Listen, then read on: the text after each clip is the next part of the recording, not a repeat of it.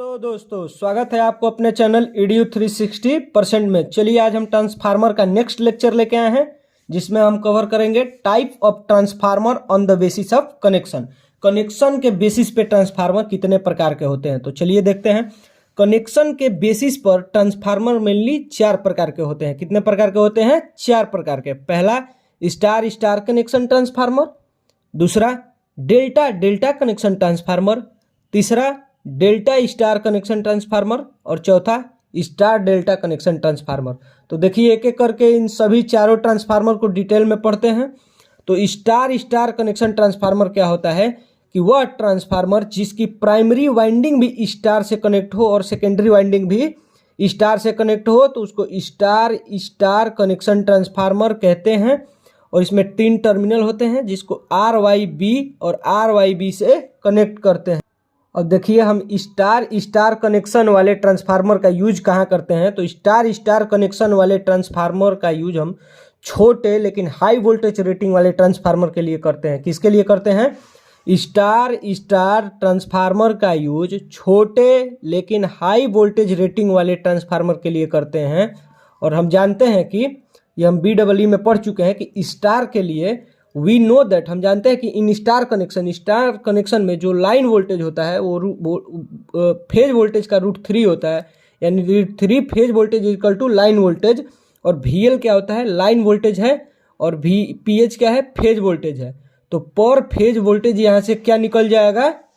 तो हम जानते हैं यहाँ से क्या हो जाता है, पर फेज वोल्टेज लाइन वोल्टेज का √3 हो जाता है। तो इसका वैल्यू हो जाता है पर फेज वोल्टेज 0.577 यानी 57.7%। यहाँ पे हमारा पर फेज वोल्टेज कितना मिलता है? 57.7% लाइन वोल्टेज का। तो आगे चलिए आगे देख लेते हैं।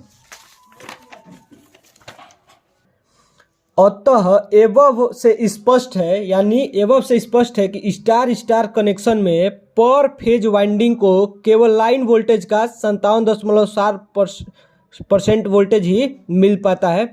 यानी पर फेज वोल्टेज को लाइन वोल्टेज का कितना मिल पाता है? 57.7% वोल्टेज, जिससे इंसुलेशन का लेवल कम हो जाता है। देखिए जब हम जानते हैं कि इंसुलेशन का लेवल किस पे डिपेंड होता है? वोल्टेज का। हाई वोल्टेज यानी हाई इंसुलेशन। लेकिन जब जानते हैं लाइन वोल्टेज का 57.7% ही वोल्टेज मिल रहा है, तो उसमें इंसुलेशन का लेवल क्या हो जाएगा? कम हो जाएगा, जिसकी ट्रांसफार्मर की कास्ट, ओवरऑल कास्ट कम हो जाती है।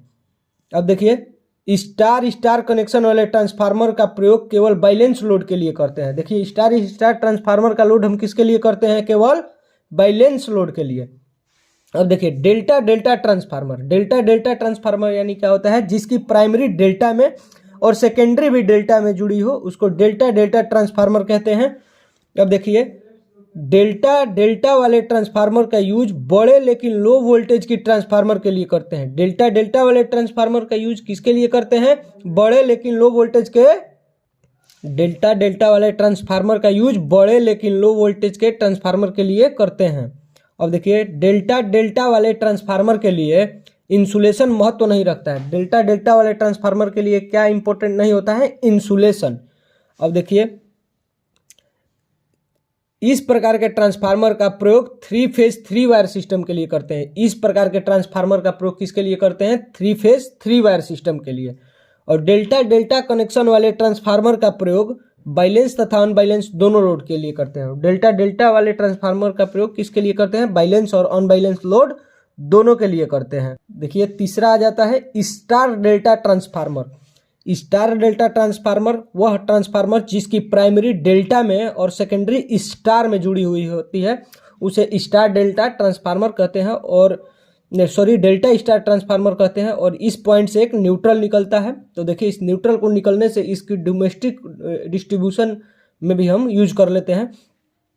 तो डेल्टा स्टार वाले ट्रांसफार्मर का प्रयोग जनरेटिंग स्टेशन पर वोल्टेज को स्टेप अप करने के लिए प्रयोग करते हैं। हम लोग डेल्टा स्टार वाले ट्रांसफार्मर का प्रयोग जनरेटिंग स्टेशन पे वोल्टेज को स्टेप अप करने के लिए करते हैं।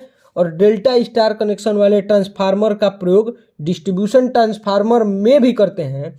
डेल्टा स्टार वाले ट्रांसफार्मर का प्रयोग डिस्ट्रीब्यूशन ट्रांसफार्मर में भी करते हैं, ताकि घरेलू लोड को चलाने के लिए न्यूट्रल प्राप्त हो सके, ताकि घरेलू लोड को चलाने के लिए न्यूट्रल भी प्राप्त हो सके। अब देखिए चौथा आ जाता है स्टार डेल्टा ट्रांसफार्मर।